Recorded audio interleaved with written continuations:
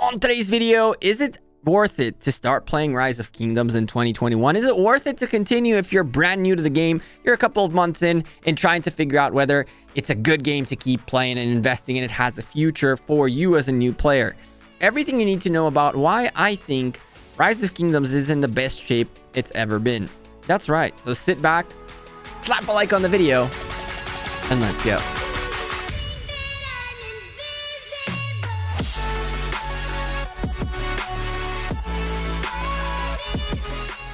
Hey there, YouTube. Welcome back to Gekko Gaming. Now, I know some of you have already read out of here, and some of you are still about to read quite hard and get very mad at what I'm going to say, and I understand all of that. It's okay. You guys got to do what you guys got to do, but this is why I think Rise of Kingdoms is in the best shape it's ever been, and it's definitely a game that I would say is worth playing. If I could only get my table to disappear, that would be really nice. So here we go.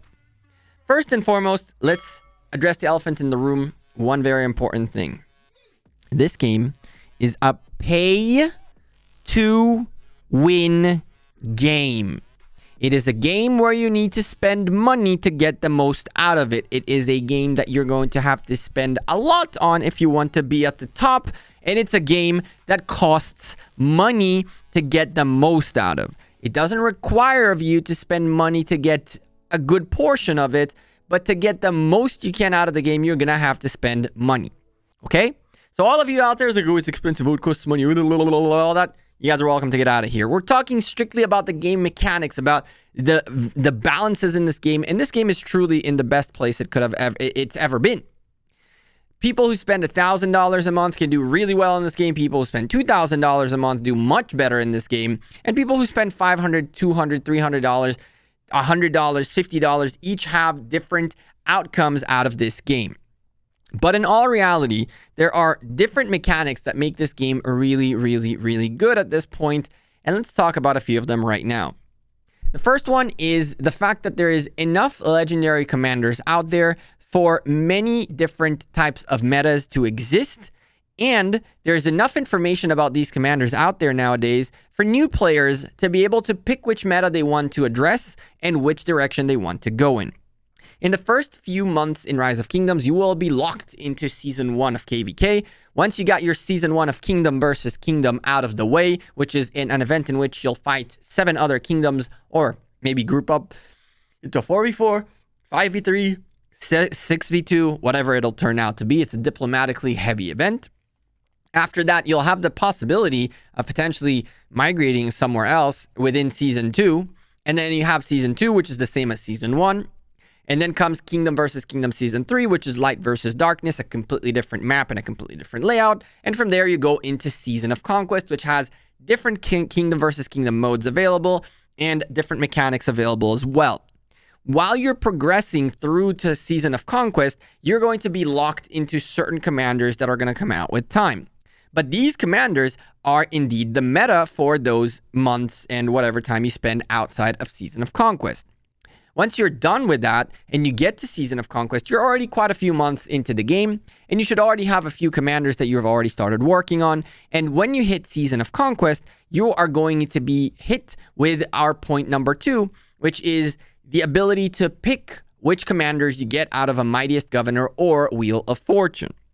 Back in the day, you could only get the latest and greatest. Getting the old ones was Card King or spend your Legendary Commander Sculptures.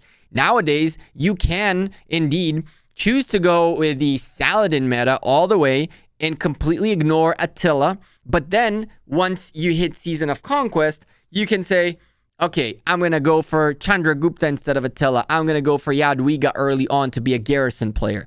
The different types of flexibilities you have in Rise of Kingdoms nowadays allow you to utilize your Legendary Commander Sculptures either at an early stage to get that early meta unlocked, and if you're a spender, have those ready to rock and roll for later meta, or as a small player, as a small spender, a medium spender, you can save your Legendary Commander Sculptures, only expertise and work on commanders that you are going to use within the first few seasons. And then once you hit Season of Conquest, you can really pick and choose to do whatever you want. The options are endless, and your capabilities of which commander you should get is extremely, extremely versatile nowadays, a lot more than ever before. And it'll really allow you for some very good gameplay. You can literally be the person that focuses all this time to be an Atelta rally leader. You can focus on being a Atelta garrisoner. You can focus on being a garrison player in general, a cavalry player in general, an infantry player in general, or you can pick and choose to have a fun account where you'll be able to potentially get some infantry, some archers, and some cavalries to have a mix of them. And in general, the flexibility of commanders is what makes this game at the peak of its existence as far as I'm concerned. Nowadays, you also have Ark of Osiris, which is available to teams, I believe, after KVK Season 1. With Osiris League expanding to allowing players and kingdoms from many, many realms and creating possibilities for younger players to get involved very early on, Rise of Kingdoms gives the opportunity for brand new players to join this game mode very early on, which is our point number 3. You have the ability to focus on being a fighting account. You can be an Osiris League account. You can be many different things, and there is space for you in this game. Osiris League is a completely different, and Ark of Osiris is a completely different game mode that is within Rise of Kingdoms that really has nothing to do with the open field fighting and all that stuff that you usually get. It's a separate map of its own thing, its own game mechanic that you can completely focus on from the beginning and be an Ark player in this game. Focus your commanders on Ark, focus your troops on Ark, focus everything you have on Ark. That is a doable thing. The next thing that is really, really cool about this game is that you have equipment out the wazoo, and every single, that's not good. Every single player has the ability to start working on equipment pretty much from very, very young age, right? You can start off the bat. We got equipment well a year more than a year into the game.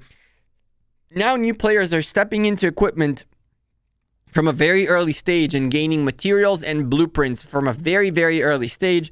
And so by the time you reach the 2-year mark, the 1-year mark, you reach Season of Conquest, you are able to already have all this equipment available.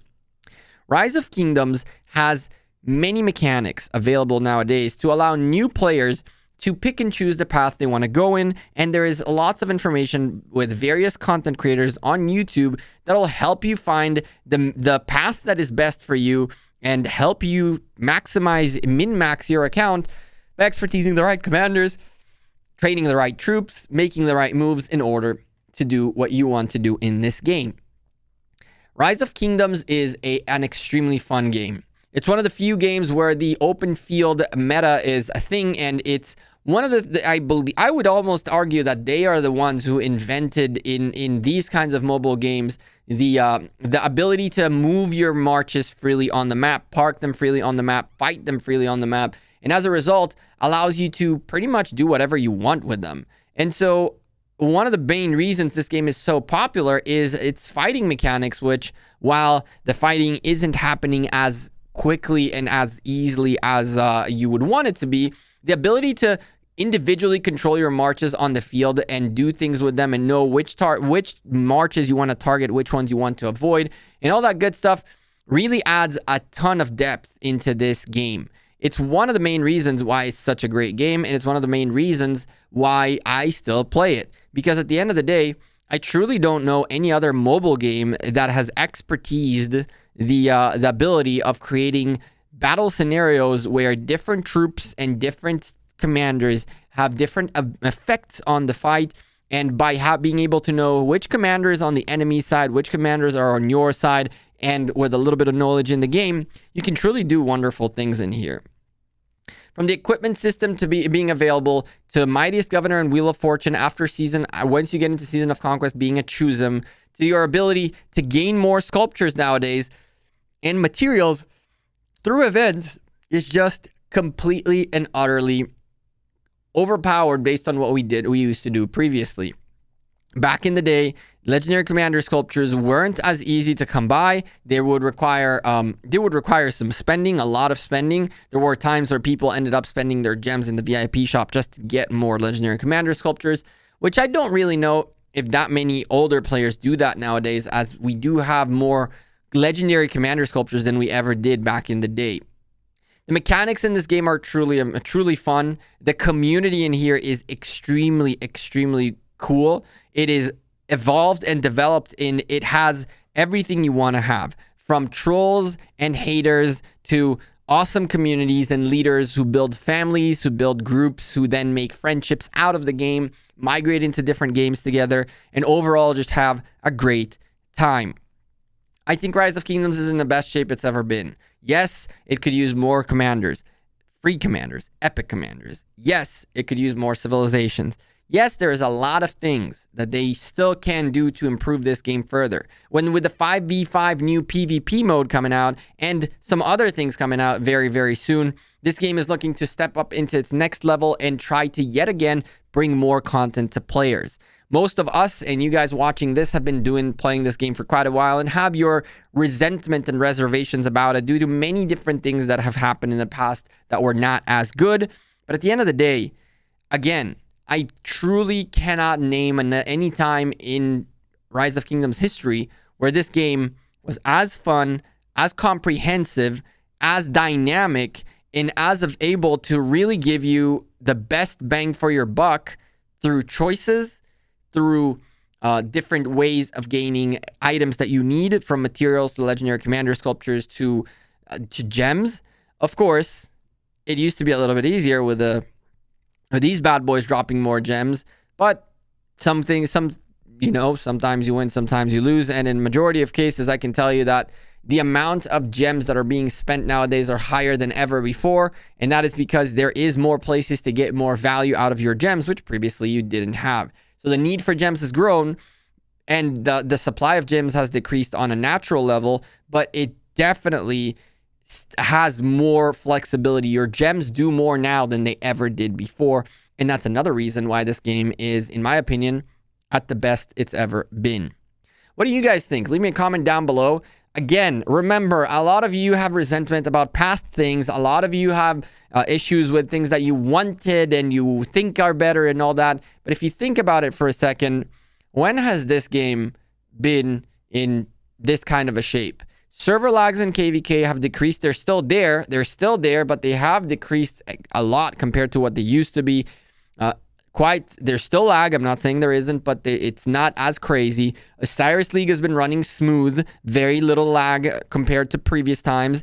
The events are running more frequently, more things to do, more choices to make. And so I really don't see how you can say, this game has been in a better shape in the past.